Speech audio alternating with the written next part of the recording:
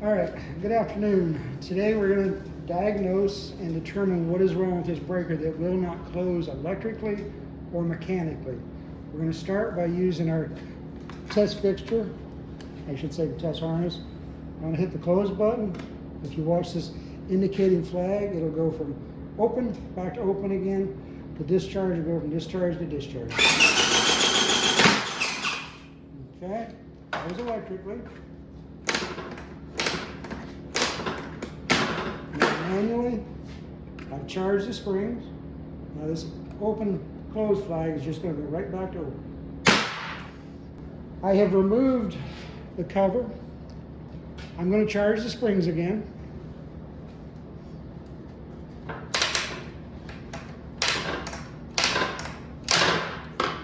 Now as you can see, the springs are now charged. The breaker's still open. The only difference this time, I'm going to hold up on the D shaft trip paddle with the screwdriver. I'm going to hold up. I'm going to push the close button. The breaker closed. But when I remove the screwdriver, it immediately opens, which leads me to believe it's going to be our trip actuator.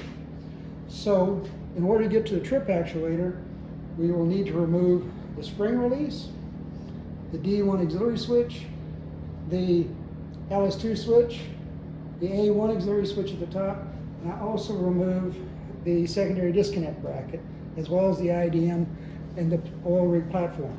Now you may think this is a lot of work, but believe it or not, when it's all said and done, removing all the obstacles makes it much easier to remove the trip actuator.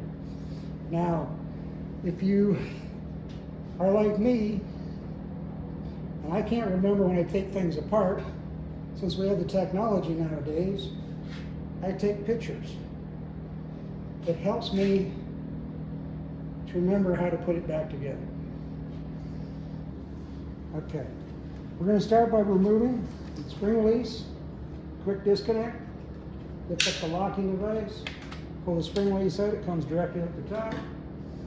Next, I'm going to remove the IDM, pop the cover open, undo the screw.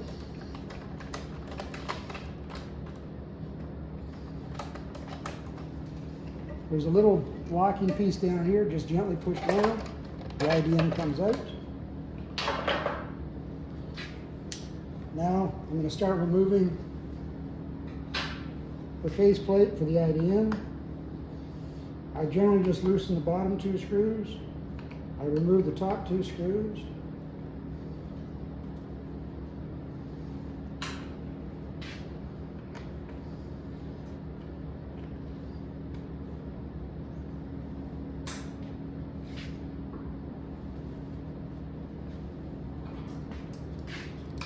And remove the two top bolts that hold the secondary bracket in place.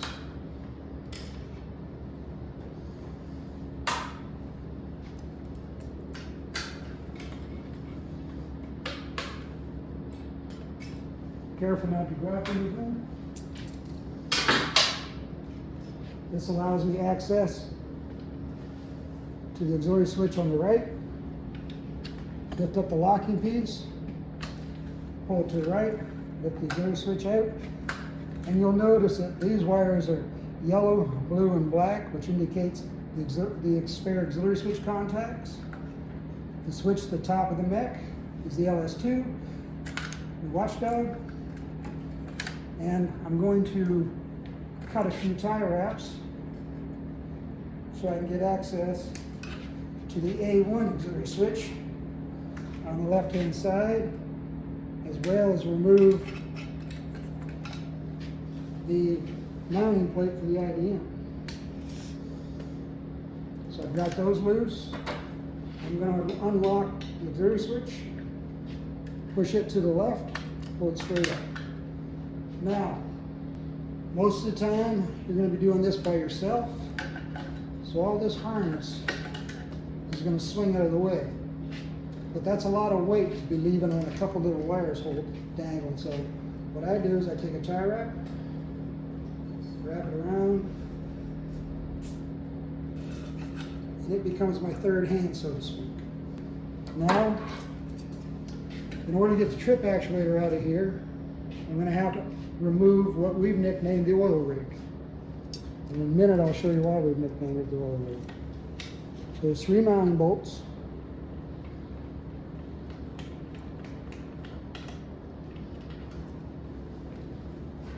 Keep them handy. You want them close when you put this back together.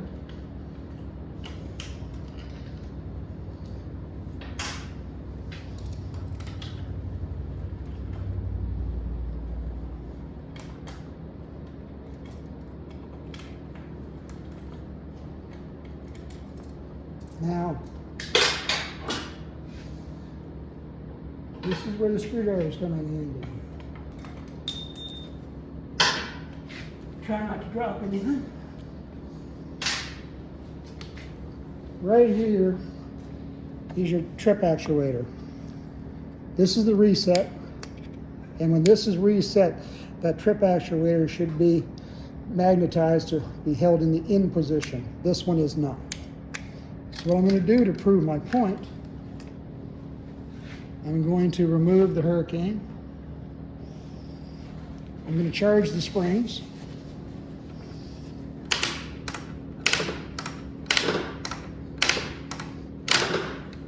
Carefully keep all your fingers back. I'm going to push the close button.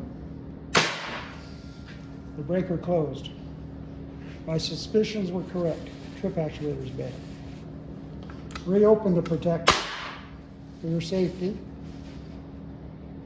Now, in order to change out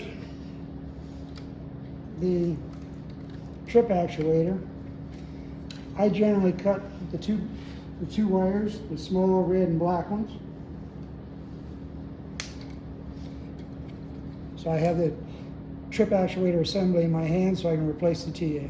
The TA itself is easy to replace. Now, as you can see, this platform is how it's got its nickname, the oil rig. When it's sitting upside down, to me it looks like an oil rig out in the ocean. Pull the bad TA out. Put the new TA back in. Now, one thing to be careful of, make sure you're using a trip actuator that has black and red wires, not an AC trip actuator that uses white and black.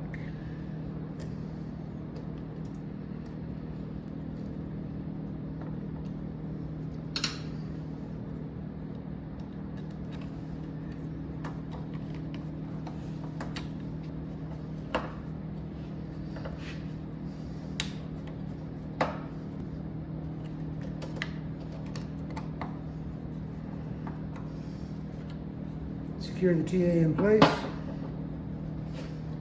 Feed the wires through the hole one at a time.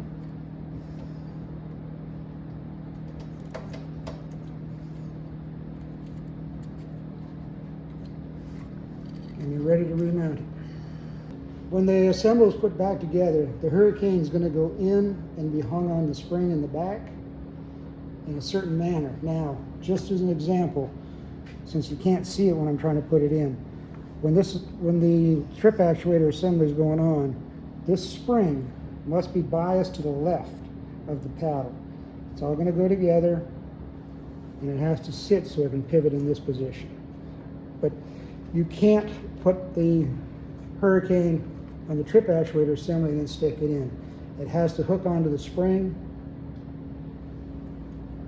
placed in there temporarily, so you can bring the assembly back into place. Do not connect to the red and black wires until the very end of this assembly process. Now, I'm going to slide it into place. Make sure trip paddle goes under the D-shaft trip linkage on the left-hand side of the neck. That's important. This just slides in, line everything up, bias the spring to the left. Now I have to get over here a little bit. Now this is the important part.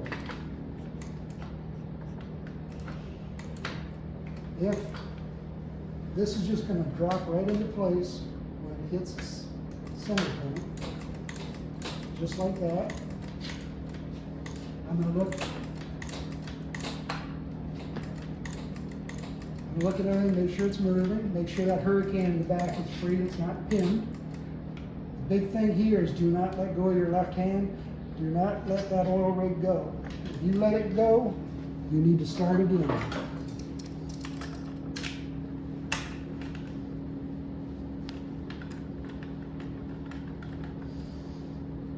Just snug it up. Make sure everything's moving. The oil rig's not stuck. And again, do not remove your left hand until you get at least one bolt secured.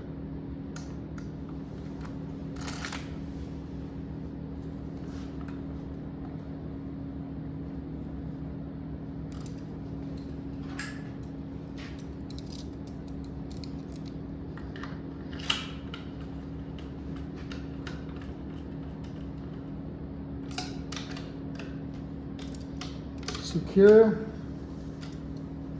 not overly tight. Checking again, and if you can see back in there, that hurricane is moving freely. Now, I can't emphasize enough, remove this screwdriver.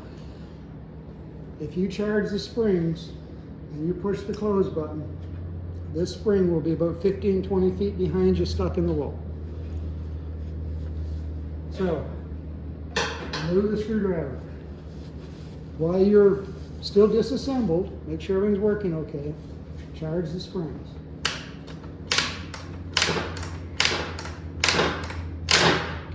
Springs are charged. Now I'm going to close the breaker.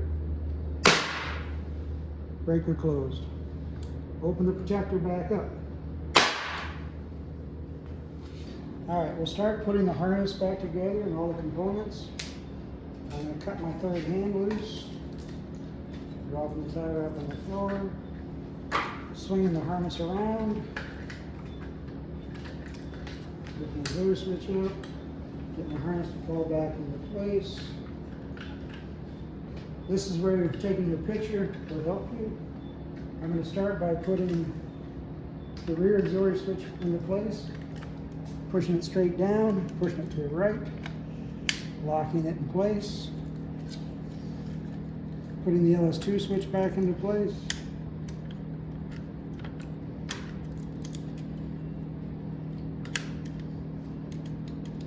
you'll notice that this time you're likely hearing a little click. It's me activating the switch. Putting the D1 back into place, locking it. Now, with it all locked into place,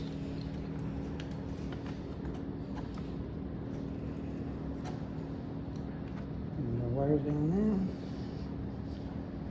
I'll put a couple tie wraps on, one at the very top.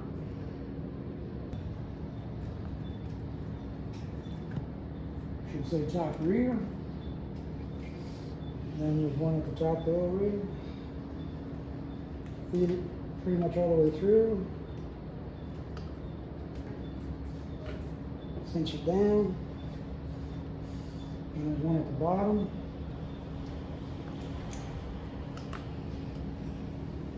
You'll see little eyelets on the oil rig. Just stick it through. Pull them up tight. Cinch them down. Cut the tails off. Be careful not to cut the wires. I'll go ahead and put the mounting bracket on for the secondary disconnects. Be careful not to pinch any wires between the bracket.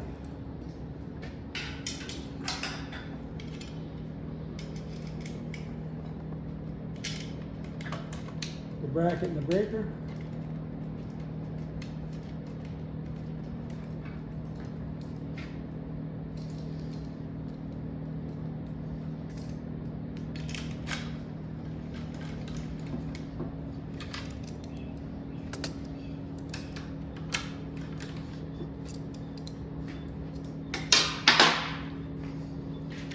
Spring release in. You may or may not know it's keyed that it'll only go in one place. If you look at the platform, There's a keyway in the right on the left-hand one, the keyway in the middle one is on the left. It matches the spring release, and then again on the right, the keyway is on the right-hand side. So if I try to put this in any other position other than the middle one, it does not go back in and lock. Again, this is keyed. Connect it. Tuck it in the back. Now, you remember our trip actuator wires that I freely cut? Pop this out, and you'll see that I have a red and black wire sticking out, a little tab. I did that for a reason. My memory is not so good. So, I left them in there for now, so I put the new wires in. I don't have to think about it. I'm going to take the red one, which is in position number 4. I'm basically going to crush the terminal, pull it out, and then I'm going to insert the red wire in its place, one at a time. If I get them backwards, it's polarity sensitive, it will not work. Make sure when you're sliding this terminal in, it goes in straight. So it goes in, and give it a little tug, make sure it locks. And take the black wire, collapse it, pull it out, insert the black wire, doing the same thing, starting it straight. Needle nose, that small screwdriver I've been using, works pretty good. Lock it in place, and you'll notice the little dimples on this plug are located so one goes in behind it and the other one goes up and locks it in place. Now I can go ahead and remount the mounting plate, fishing behind the screws, the ones I left in place, grabbing the 2 top screws,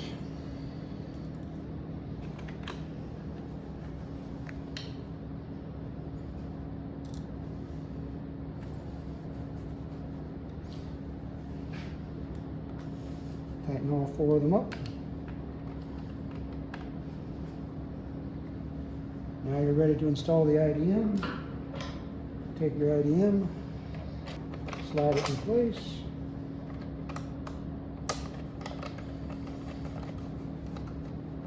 and you're ready to check. If your little tab doesn't lock in place, loosen the screw up, just bias it to the right, and it'll lock in place. I'll put my little test harness back on. Put the harness back on. Plug it up.